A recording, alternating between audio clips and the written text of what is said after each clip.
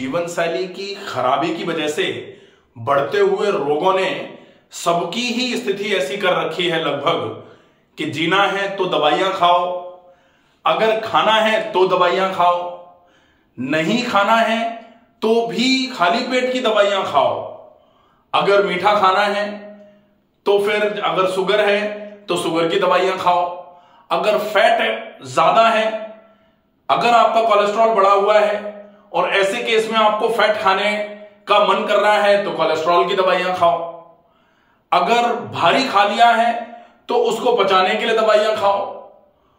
ये दवाइयों का इतना ज्यादा जो प्रकोप है एक तरीके से इसको माना जाए तो क्यों है? क्योंकि कहीं ना कहीं हम सब एक ऐसी जीवन शैली जी रहे हैं जिसमें स्वस्थ रहना लगभग बहुत मुश्किल काम है। स्वस्थ रहना इतना मुश्किल भी नहीं है और बिना दवाइयों के भी स्वस्थ रहा जा सकता है। आवश्यकता पड़ने पर कभी कभार दवाइयों का उपयोग करना, ये अगर बहुत आवश्यकता है तो ली जा सकती है, लेकिन चूंकि हम दवाइयां भी खाएंगे और कुछ करेंगे नहीं ताकि उन दवाइयों पर निर्भरता बनी रहे, यहां कहीं ना कहीं गलती हमारी भी होती है। तो दवाइयों की निर्भरता किस तरीके से आप कम कर सकते हैं? आप ऐसा क्या करें कि अगर आप शुगर की दवाई खा रहे हैं, आप कोलेस्ट्रॉल की दवाई खा रहे हैं, आप बीपी की दवाई खा रहे हैं, या आप थायराइड की दवाई खा रहे हैं, या आप दर्द की दवाई खा रहे हैं, आप पाचन की व्यवस्था को दुरुस्त करने की दवाई खा रहे हैं, आप खाली पेट की एंटासिड या फिर पीपीआई प्रोटॉन पंप इनहिबिटर ले रहे हैं, तो ये क्यों? क्योंकि कहीं ना कहीं हम जिस तरीके से रह रहे हैं, जो खाना पीना हम खा रहे हैं, वो निश्चित ही रोग कारक है, रोग बढ़ाने वाला है। बहुत पुराने समय में जो कहावत लिखी गई उसमें लिखा गया, व्यायाम लभते स्वास्थ्यम, कि व्यायाम अगर आप करते हैं तो लाभ के रूप में व्यायाम करने से आपको स्वास्थ्य मिलता है। स्वास्थ्य अगर मिलेगा तो व्यायाम हम करें, और व्यायाम अगर हम कर रहे हैं और उसके बाद भी हम, बहुत सारे लोग होते हैं जो ये वीडियो देख करके कहेंगे भी कि हम तो व्यायाम करते हैं, उसके बावजूद भी हमें दवाइयां खानी पड़ रही हैं, और दवाइयां खाने के साथ साथ हम दवाइयों के उपयोग से भी ठीक नहीं हो पा रहे, व्यायाम भी कर रहे हैं, दवाइयां भी खा रहे हैं और फिर भी ठीक नहीं है, और मैं कह रहा हूं कि केवल व्यायाम से ठीक हुआ जा सकता है। तो फिर ये डिफरेंस क्यों?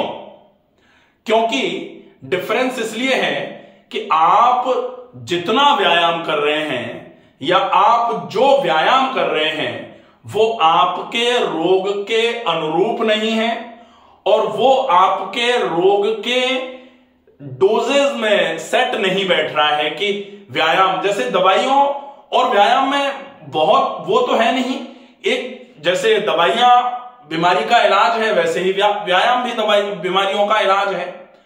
जिस प्रकार अगर एंटीबायोटिक का डोज 500 मिलीग्राम ही सेट है और आप उसमें 250 मिलीग्राम या 200 मिलीग्राम डोज देते हैं तो आराम नहीं मिलता है, ठीक इसी प्रकार अगर आपको, जैसे डायबिटीज के केस को ही ले लीजिए कि अगर आप लगातार 20 मिनट रोज टहल रहे हैं तो आप टहल भी रहे हैं, टाइम भी वेस्ट हो रहा है और शुगर की दवाइयां भी खा रहे हैं, और दवाइयों से भी बहुत ज्यादा कंट्रोल शुगर नहीं हो पा रही, और आप व्यायाम भी कर रहे हैं उससे भी कंट्रोल नहीं हो रही। तो फिर कंट्रोल कैसे होगी?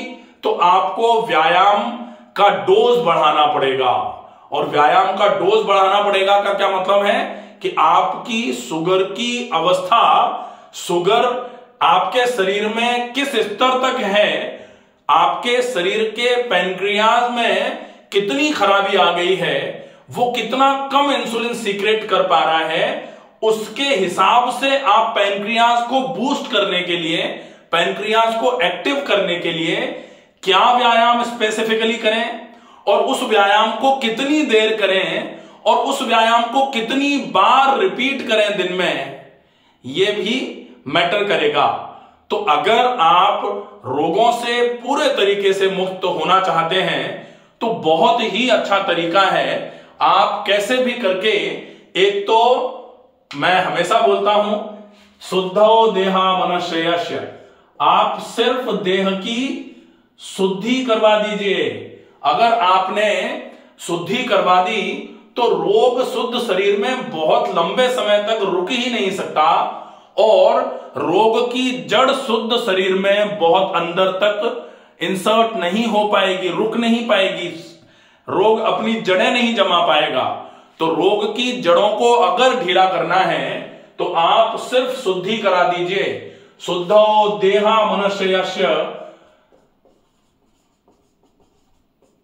सह जीवति वर्ष शतम, ये कहा जाता है सह जीवति वर्ष शतम।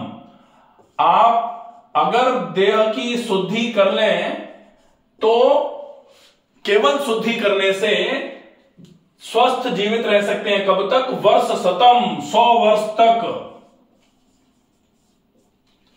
तो देह की शुद्धि करने में बहुत ज्यादा मुश्किल नहीं आती है। देह की शुद्धि करने के लिए कैसे शुद्धि हो सकती है? सबसे पहले आप, कहा जाता है आहार शुद्धो आंत्र शुद्धि, आंत्र शुद्धो रक्त शुद्धि, रक्त शुद्धो शरीर शुद्धि। आपको क्या करना है? आहार पहले शुद्ध करना है। जैसे ही आहार शुद्ध करेंगे, वो क्या शुद्ध करेगा? उससे आंतें साफ होना चालू हो जाएंगी। आंतें जब साफ होंगी तो रक्त साफ होना चालू हो जाएगा, और रक्त शुद्ध हो शरीर शुद्धि। रक्त शुद्ध हुआ तो धीरे धीरे करके पूरा शरीर शुद्ध होना चालू हो जाएगा। यही कहा जाता है आहार शुद्ध हो आंत्र शुद्धि, आंत्र शुद्ध हो रक्त शुद्धि, रक्त शुद्ध हो शरीर शुद्धि। तो ये क्रम है। इस तरीके से अगर आप चलेंगे तो निश्चित ही आप पूरे तरीके से अपने शरीर को शुद्ध रख पाएंगे, और शुद्ध शरीर स्वस्थ शरीर में परिवर्तित होना चालू हो जाएगा। पहला। दूसरा, आप ये तो करें ही, तो इसमें आहार की व्यवस्था सही करने की आवश्यकता है। दूसरा, व्यायाम। अब ये दो चीजें आ गई, पहला तो आहार आ गया और दूसरा आ गया व्यायाम। तो आहार में आपको क्या लेना है, कितना लेना है, कब लेना है, कैसे लेना है, ये 4 चीजें होती हैं। आहार में क्या क्या, क्या, कितना, कब, और चौथा कैसे। अगर हमने ये 4 चीजें आहार की अच्छे तरीके से समझ ली तो निश्चित ही आहार हमारा पूरा ठीक हो गया। और जैसे ही आहार ठीक हो गया, आहार जैसे ही ठीक होगा वो आंतों को ठीक करना चालू करेगा ही, क्योंकि क्लियरली शास्त्रोक्त है ये। तो आहार शुद्ध हो आंत्र शुद्धि बोला जाता है। आहार जब शुद्ध लेना चालू करेंगे तो आंतें धीरे धीरे करके स्वतः ही शुद्ध होना, साफ होना चालू हो जाएंगी। अब जिनको आंतों का विकार है, जिनको आंतों में कोई समस्या है, उनको क्या करना चाहिए? उनको आहार की शुद्धि करनी चाहिए।